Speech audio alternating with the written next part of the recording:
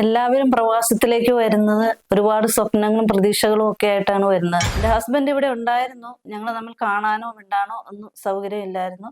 ആ കാലം ഓർക്കുമ്പോൾ ഇപ്പോഴും എനിക്ക് സങ്കടം വരിക. ദൈവത്തിന്റെ രൂപത്തിൽ നിങ്ങളെ ഞങ്ങളുടെ അടുത്ത് പറഞ്ഞു വിട്ടത് ആണെന്ന് പറയുമ്പോൾ നമുക്ക് അത് ഒരിക്കലും മറക്കാനാവാത്ത സംഭവം. ഇവിടെ അവർക്ക് ഈ ഹൗസിംഗ് ജോലി കിട്ടിയപ്പോൾ തയ്യാറായില്ല. അങ്ങനെ മാനസികമായിട്ട് അവര് വിഭ്രാന്തിയായി. വൈകുന്നേരം ആയപ്പോഴേക്കും നമുക്ക് നമ്മുടെ സിസ്റ്റം ബ്ലോക്ക് ആക്കുകയും നമ്മളെ കഫീലിനെ വിളിക്കുകയും ഒക്കെ ചെയ്ത് പിറ്റേ ദിവസം തന്നെ അവിടെ പോലീസ് സ്റ്റേഷനുമായിട്ട് ബന്ധപ്പെടാൻ പറഞ്ഞു. അങ്ങനെ പോലീസ് സ്റ്റേഷനിൽ പോയി. ഞാനൊരു അമ്മ എന്ന നിലയിൽ എനിക്ക് 100% മക്കളെ തൃപ്തിപ്പെടുത്താൻ കഴിഞ്ഞിട്ടില്ല. അവന് അമ്മയില്ലായിരുന്നു, അച്ഛനും ഒരു സഹോദരി മാത്രം ഉണ്ടാകും. അവൻ എന്നോട് പറയാം, ഞാൻ നാട്ടിലേക്ക് പോയിട്ടുണ്ടെങ്കിൽ എന്നെ ആര് നോക്കും? നാട്ടിൽ കിട്ടണേക്കാളും കൂടുതലായിട്ട് എനിക്ക് ഇവിടെയാണ് കിട്ടിയത്. ഞാൻ എന്തെങ്കിലും ആയിട്ടുണ്ടെങ്കിൽ ഞാൻ സൗദി അറേബ്യയിൽ നിന്നാണ് ആയിട്ടുള്ളത്. മറക്കില്ല ഞാൻ ഈ പ്രവാസം. നമസ്കാരം. പ്രവാസം എപ്പോഴും പ്രയാസത്തിൻ്റെതാണ് എന്ന് വെറും പ്രാസത്തിന് പറയുന്നതല്ല. പ്രയാസം അനുഭവിക്കുന്ന ഒരുപാട് പേരുണ്ട്. ആ പ്രയാസം കാണുന്ന ഒരുപാട് പേരുണ്ട് മലയാള സമൂഹത്തിൽ, വിദേശ രാജ്യങ്ങളിൽ, പ്രവാസ ലോകത്ത്. മറ്റുള്ളവരുടെ പ്രയാസങ്ങളിൽ പങ്കെടുത്ത് അവരുടെ ദുഃഖങ്ങളിൽ ഒപ്പം ചേർന്ന് സഞ്ചരിക്കുന്ന ഒരു വ്യക്തിയെ കണ്ടുമുട്ടാനിടയായി. അത് ഒരു സ്ത്രീയാണ് എന്നുള്ളതാണ് വളരെ സന്തോഷകരമായി തോന്നിയത്. ശ്രീമതി മഞ്ജു മണിക്കുട്ടൻ എറണാകുളം സ്വദേശിനിയാണ്. ഭർത്താവിൻ്റെ കൂടെ മക്കളോടൊപ്പമാണ് ഇവിടെ താമസിക്കുന്നത്. പക്ഷേ കഴിഞ്ഞ 10 വർഷങ്ങളായി നിരന്തരമായി ഇവിടുത്തെ സാമൂഹ്യ പ്രശ്നങ്ങളിൽ, അതായത് ഇവിടെ പുറം ലോകത്തുനിന്ന് വന്ന് ഇവിടെ ജോലി ചെയ്യുന്നവരുടെ വിഷയങ്ങളിൽ സജീവമായി ഇടപെട്ടുകൊണ്ട് പ്രവർത്തിക്കുന്നു. അത് സ്വന്തം ഭയമില്ലാതെ നിർഭയമായി തന്നെ മറ്റുള്ളവരുടെ കാര്യങ്ങൾക്ക് ഒരു അഭയമായി മാറുന്ന ഒരു സ്ത്രീരത്നമാണ് ശ്രീമതി മഞ്ജു മണിക്കുട്ടൻ. അതിന് അംഗീകാരമായിട്ട് കേന്ദ്ര ഗവൺമെന്റിന്റെ നാരീശക്തി പുരസ്കാരവും കേരള ഗവൺമെന്റിന്റെ ലോക കേരള സഭ അംഗത്വവും ലഭിച്ചിട്ടുണ്ട്. മാത്രമല്ല, ഈ സൗദി നാട്ടിൽ ഒരുപാട് വേദികൾ, ഒരുപാട് ഗവൺമെന്റ് തലത്തിൽ പോലും ആദരവിന് അർഹയായിട്ടുള്ള സ്ത്രീയാണ്. ഓർമ്മകൾ ഒരുപാടുണ്ട്, ഒരുപാട് പങ്കുവയ്ക്കാൻ നമ്മളോടൊപ്പം ഇപ്പൊ ചേരുകയാണ്. മറക്കില്ല ഞാൻ.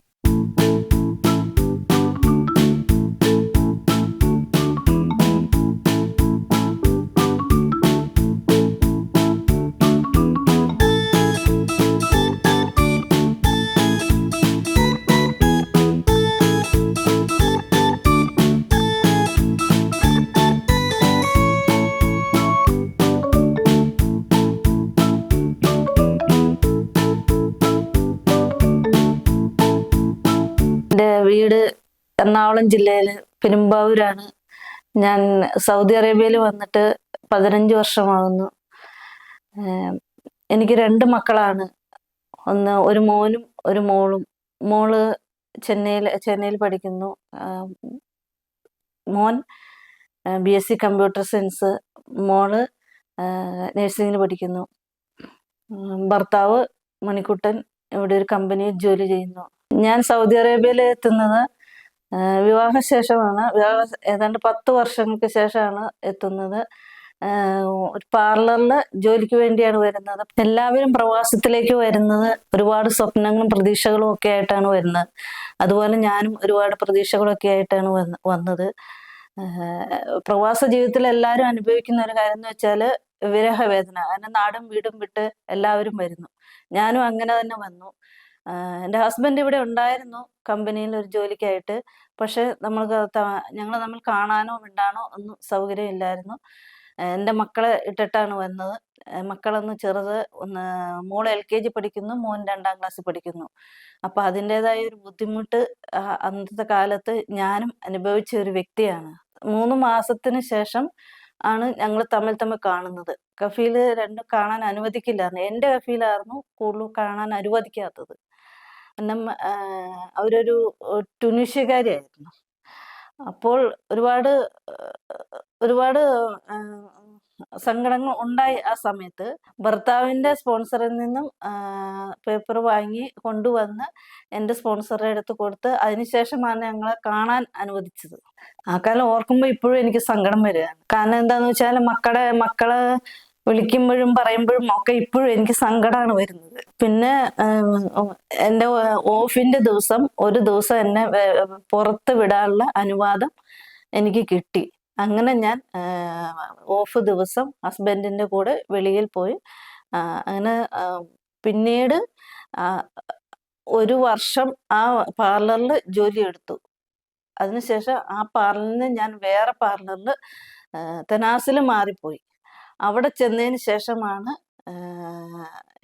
അവിടുത്തെ മാഡം ഒരു നല്ല മാഡമായിരുന്നു. അതൊരു സൗദി മാഡം, നല്ല മാഡമായിരുന്നു.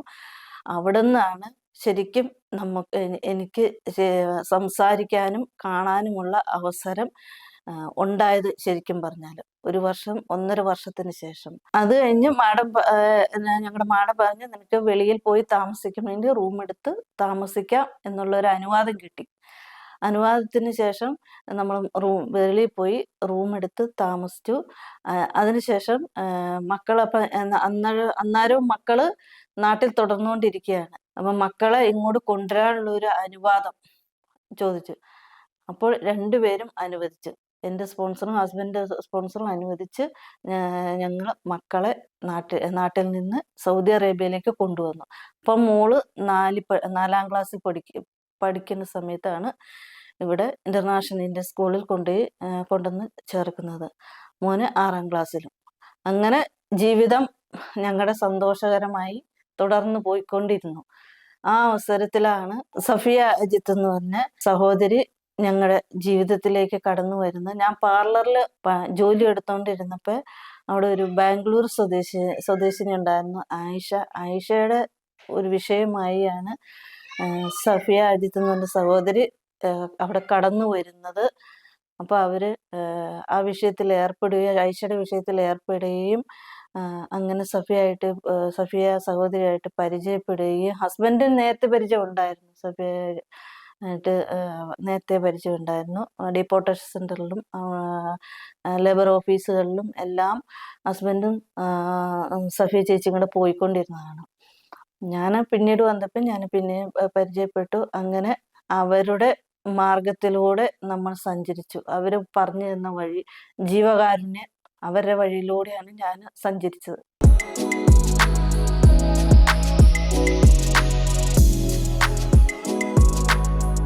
Rose garden restaurant Dammam. പ്രവാസ ജീവിതത്തിന്റെ രസം എന്താണെന്ന് ചോദിച്ചാൽ അത് കാരുണ്യ പ്രവർത്തനം തന്നെയാണ്. സഫിയ ചേച്ചിയുടെ ഒത്തുള്ള ആ പ്രയാണ യാത്രയിൽ ഞങ്ങൾ അതിൻ്റെ അകത്ത് ഇൻവോൾവ് ആയി. അതിനുശേഷം ഞാനും എൻ്റെ ഹസ്ബൻഡും അതോടൊപ്പമാണ് ഇപ്പോഴും പ്രവർത്തിക്കുന്നത്. അതിലെ രസം എന്താണെന്ന് വെച്ചാൽ നമ്മൾ ഓരോ ഗവൺമെൻറ് ഓഫീസുകളിൽ കയറി ചെന്നാൽ നമ്മളെ അവർ അർഹിക്കുന്ന റെസ്പെക്റ്റ് നമുക്ക് തരുന്നുണ്ട്. നാട്ടിൽ കിട്ടണേക്കാളും കൂടുതലായിട്ട് എനിക്ക് ഇവിടെയാണ് കിട്ടിയത്. ഞാൻ എന്തെങ്കിലും ആയിട്ടുണ്ടെങ്കിൽ ഞാൻ സൗദി അറേബ്യയിൽ നിന്നാണ് ആയിട്ടുള്ളത്. നാട്ടിലേക്കാളും കൂടുതലായിട്ട് ഓരോന്നിനും വില കൽപ്പിക്കുന്ന, സ്നേഹത്തിനും സഹോദര്യത്തിനും എല്ലാത്തിനും വില കൽപ്പിക്കുന്നത് എവിടെയാണ്? സൗദി അറേബ്യയിൽ, പ്രവാസ ലോകത്താണ്. കാരണം എന്താ വെച്ചാൽ ഞങ്ങളെ നേരിട്ട് കണ്ട് അനുഭവിക്കുന്ന ഒരു സാഹചര്യമാണ് ഇപ്പോഴും. എന്ന് പ്രവാസം തൊട്ട് വന്നു അന്ന് മുതൽ ഇന്നു വരെ ഞങ്ങൾ അനുഭവിച്ചു കൊണ്ടിരിക്കുന്ന കാര്യമാണ്. എന്താണെന്ന് വെച്ചാൽ ഓരോ വ്യക്തികളെയും സഹായിച്ച് അവരെ എയർപോർട്ടിൽ നിന്ന് കയറ്റി അവരാ കൈകൂപ്പിയുള്ള നമ്മളോട് യാത്ര പറയുമ്പോൾ നമുക്ക് അത് നമ്മുടെ ജീവിതത്തിൽ ഒരിക്കലും മറക്കാനാവാത്തൊരു സംഭവമാണ്. കാരണം അവർ ഓരോ ലേഡീസിനെ, ഒരു ഹൗസ്മെയ്ഡിനെ സഹായിക്കുമ്പോൾ അവർ പറയണത് നമ്മളോട് ദൈവം ആയിട്ട് നിങ്ങളെ, ദൈവത്തിന്റെ രൂപത്തിൽ നിങ്ങളെ ഞങ്ങളുടെ അടുത്ത് പറഞ്ഞു വിട്ടത് ആണെന്ന് പറയുമ്പോൾ നമുക്ക് അത് ഒരിക്കലും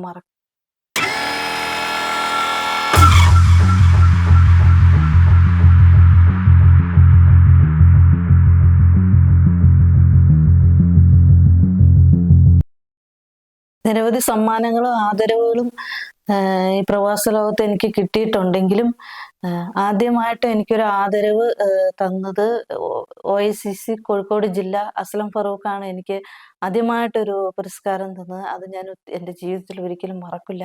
പിന്നെ എനിക്ക് ലേബർ മിനിസ്ട്രിയുടെ കിട്ടിയിട്ടുണ്ട്, വെൽഫെയർ സെൻറ്റർ, ലേഡീസ് വെൽഫെയർ സെൻറ്ററിൽ കിട്ടിയിട്ടുണ്ട്. പിന്നെ ഇന്ത്യ ഗവൺമെൻറ്റിൻ്റെ നാരീശക്തി പുരസ്കാരം കിട്ടിയിട്ടുണ്ട്. പിന്നെ ഗവർണർ ഓഫീസിൽ പോയിട്ട് കിട്ടിയിട്ടുണ്ട്. അങ്ങനെ ഒട്ടനവധി അംഗീകാരങ്ങൾ എനിക്ക് കിട്ടിയിട്ടുണ്ട്. ഓരോ ആദരവും എനിക്ക് കൂടുതൽ കൂടുതൽ നന്മകൾ ചെയ്യാനുള്ള പ്രചോദനമാണ് ലഭിക്കുന്നത്.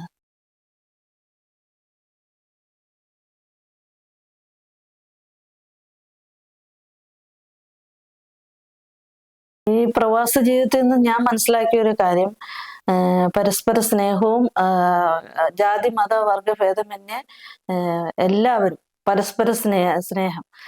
പിന്നെ എന്തെങ്കിലും ഒരു കാര്യം വന്നാൽ അത് എല്ലാവരും ഒന്നായിട്ട് എല്ലാം മറന്നുകൊണ്ട് എല്ലാവരും ഒന്നായി ചേർന്ന് അത് പരിഹരിക്കുക, അതിനുണ്ട് വേണ്ട കാര്യങ്ങൾ ചെയ്യുക. അത് ഫാമിലി വിഷയമായാലും അതിലായിട്ട് അവരെ സഹായിക്കുക എന്നാണ് ഉള്ളത് ഞാൻ മനസ്സിലാക്കിയത്.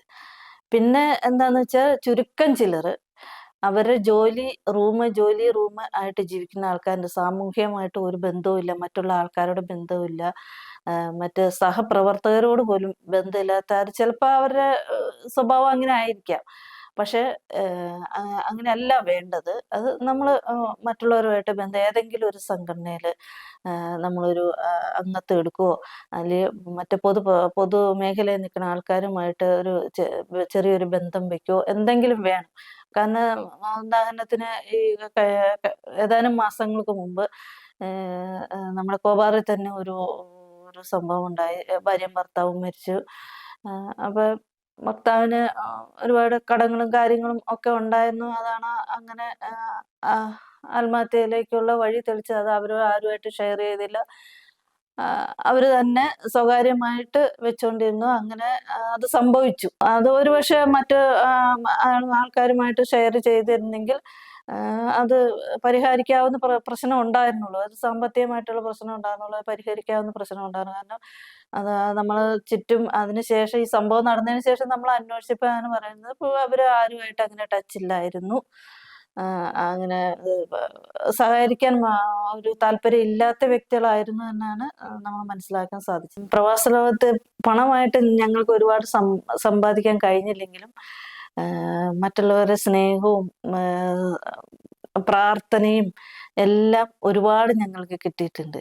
കാരണം ഓരോ കാര്യങ്ങളും ചെയ്ത് വിടുമ്പോൾ അവരുടെ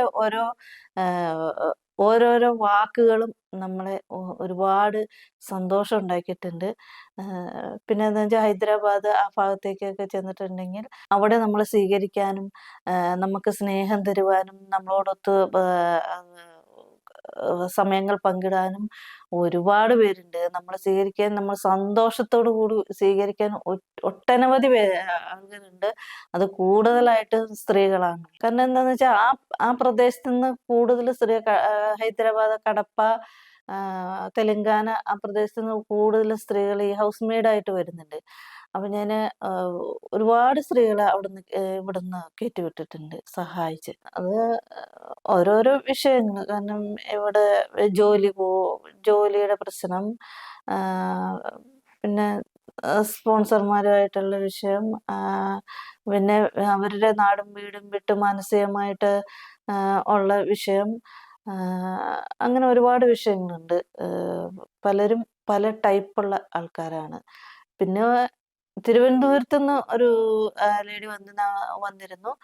അത് പഠിച്ചതായിരുന്നു, നല്ലോണം പഠിച്ച സ്ത്രീയായിരുന്നു. ടെക്നോ പാർക്കിൽ ജോലി ചെയ്തുകൊണ്ടിരുന്ന, മറ്റേതോ ഏജന്റിന്റെ ചതിയിൽപ്പെട്ട് വന്നതാണ്. അപ്പൊ അവർക്ക് ഇവിടെ വന്നപ്പോൾ അവർക്ക് കിട്ടിയ ജോലി ഹൗസ് മെയ്ഡ് ജോലിയാണ്. അവിടുന്ന് പറഞ്ഞു വന്നത് ഹോസ്പിറ്റൽ അഡ്മിനിസ്ട്രേഷനിൽ എന്തോ ആണ് പറഞ്ഞു വന്നത്. ഇവിടെ അവർക്ക് ഈ ഹൗസ് മെയ്ഡ് ജോലി കിട്ടിയപ്പോൾ അവർക്ക് ഒട്ടും സ്വീകരിക്കാൻ, അവർ മാനസികമായിട്ട് ഈ ജോലിയിൽ സ്വീകരിക്കാൻ ഒരു തയ്യാറായില്ല. അങ്ങനെ മാനസികമായിട്ട് അവര് വിഭ്രാന്തിയായി. അങ്ങനെ എയർപോർട്ടിൽ ചെന്ന് കയറ്റിവിടാൻ തുടങ്ങിയപ്പോൾ റിജക്റ്റ് ആയി. 2 പ്രാവശ്യം എയർപോർട്ടിൽ നിന്ന് കയറ്റി വിട്ടില്ല അവരെ. പിന്നെ നമ്മൾ ഏറ്റു. 3ാമത്തെ പ്രാവശ്യം നമ്മൾ ട്രൈ ചെയ്തു. വേറെ ആളുകളുടെ കൂടെ നമ്മൾ കയറ്റി വിട്ടു. തിരുവനന്തപുരത്ത് ചെന്ന് വീണ്ടും അവര് മാനസികമായിട്ട് എന്തോ വിഭ്രാന്തിയായി ഹോസ്പിറ്റലിൽ കൊണ്ടുപോയി. എന്നിട്ടും ഹോസ്പിറ്റലിൽ ചെന്നിട്ട് അവര് നമ്മുടെ കാര്യമാണ് ചോദിക്കുന്നത്. നമ്മുടെ പേര് വിളിച്ച് നമ്മളെ കാണണം എന്നാണ് അവർ ആവശ്യപ്പെടുന്നത്. അവരുടെ മക്കൾ 2 പേരുണ്ട്, മക്കളെ ഒന്നും അടുപ്പിക്കുന്നില്ല, നമ്മളെ കാണണം എന്നാണ് ആവശ്യപ്പെടുന്നത്. ഞങ്ങൾ പോയി, ഞങ്ങൾ വെക്കേഷന് പോയപ്പോൾ പോയി കണ്ടു. ഇപ്പോഴും കോണ്ടാക്ട് ഉണ്ട്.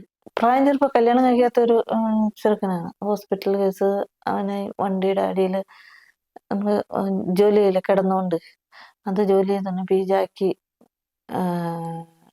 തെറ്റിപ്പോയി. തെറ്റിപ്പോയിട്ട് അവന്റെ നടുവിലേക്ക് വന്ന് വിട്ട് ഈ കാലിന് താഴത്തേക്ക് സ്വാധീനം ഇല്ലാതെ, അതും ചെറിയൊരു പയ്യൻ, മീൻസ് 30 വയസ്സിന് താഴെയുള്ള ഒരു പയ്യൻ.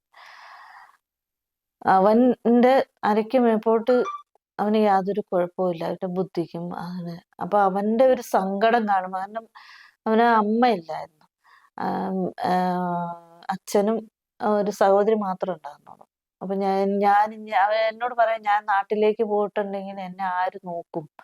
ഹോസ്പിറ്റലിൽ ഇവിടെ സിസ്റ്റർമാരൊക്കെ നോക്കുന്നുണ്ട്, ഹോസ്പിറ്റലിൽ നിന്ന് നാട്ടിലേക്ക് പോയിട്ടുണ്ടെങ്കിൽ എന്നെ ആര് നോക്കും? കാരണം അവന് ചിന്തിക്കാനും നല്ല ബുദ്ധിയുള്ള പയ്യനായിരുന്നു.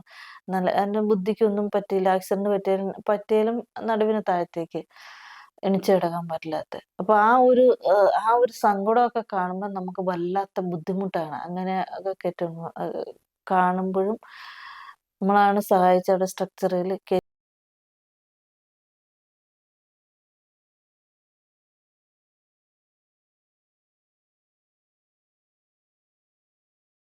പ്രവാസം എന്ത് പഠിപ്പിച്ചു എന്ന് ചോദിച്ചാൽ ഞാൻ പറയും ജീവിക്കാൻ പഠിപ്പിച്ചു.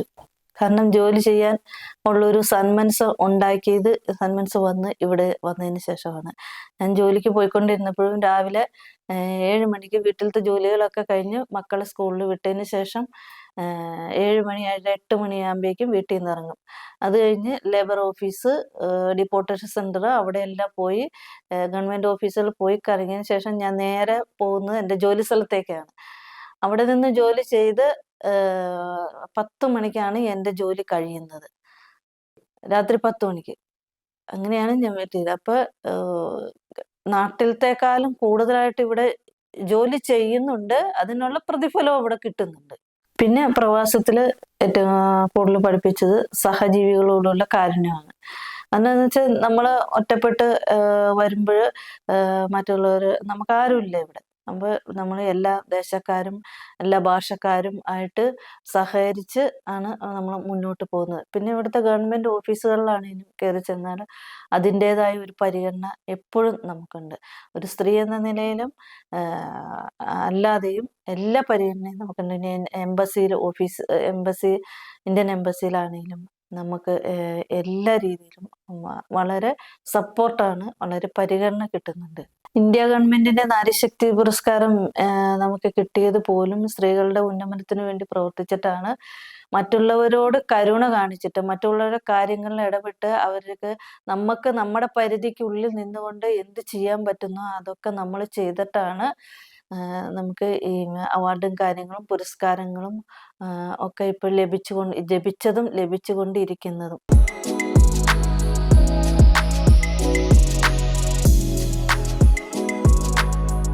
Rose garden restaurant Dammam.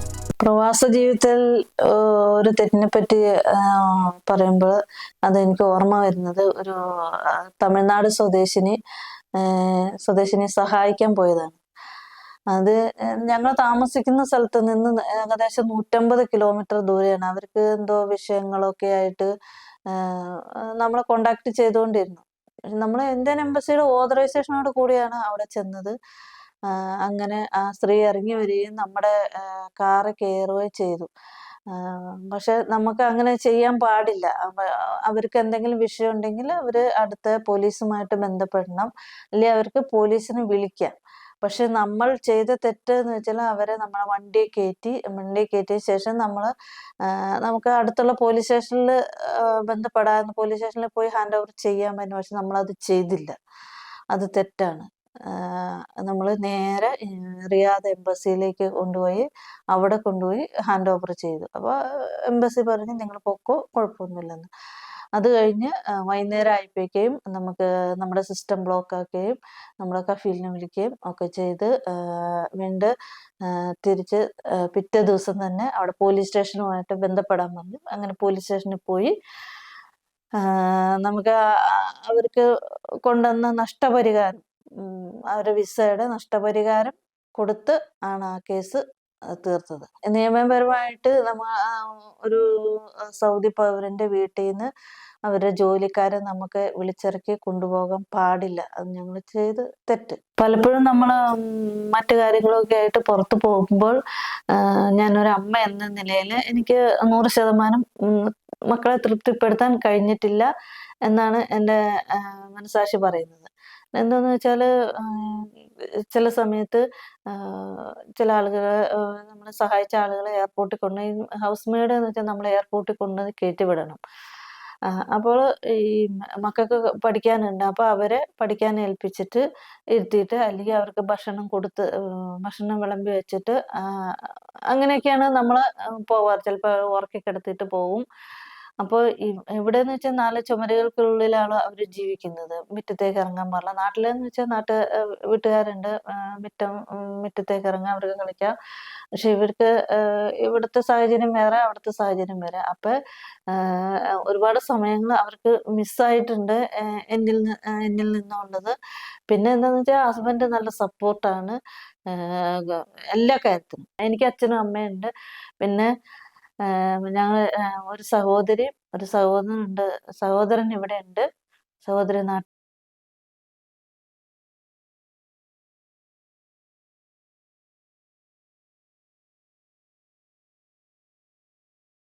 നമ്മൾ പ്രവാസത്തിലേക്ക് വരുന്നത് മെച്ചപ്പെട്ട ഒരു ജീവിതം ആഗ്രഹിച്ചുകൊണ്ടാണ്.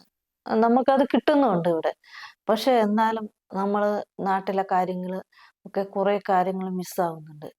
കാരണം എന്ന് വെച്ചാൽ കുറെ കല്യാണങ്ങൾ, ഉത്സവങ്ങൾ, പിന്നെ പെരുന്നാളുകൾ, പിന്നെ ഒരു പുതിയ കൊച്ചുണ്ടാകുമ്പോൾ അതിനെ ഒന്ന് കാണാൻ പോകല്, അതൊക്കെ നമുക്ക് മിസ്സാവുന്ന ഒരുപാട് കാര്യങ്ങൾ മിസ്സാവുന്നുണ്ട്. പിന്നെ അയൽവക്കത്ത് പോയിരുന്ന് ഒന്ന് വർത്താനം പറയല്, ചില കല്യാണങ്ങളുടെ തലേ ദിവസം ഉള്ള ഒരു പരിപാടി, അത് അത് ഒരുപാട് മിസ്സാവുന്നുണ്ട്, ഒരുപാട്. ഈ സാഹചര്യങ്ങൾക്ക് അപ്പുറം നമ്മളൊരു സ്വപ്നം തേടിയാണ് പ്രവാസ ജീവിതത്തിലേക്ക് വരുന്നത്. അതുകൊണ്ട് ഞാൻ പ്രവാസത്തെ ഇഷ്ടപ്പെടുന്നു, പ്രവാസ ജീവിതത്തെ ഇഷ്ടപ്പെടുന്നു, പ്രവാസികളെ ഇഷ്ടപ്പെടുന്നു. മറക്കില്ല ഞാൻ ഈ പ്രവാസം.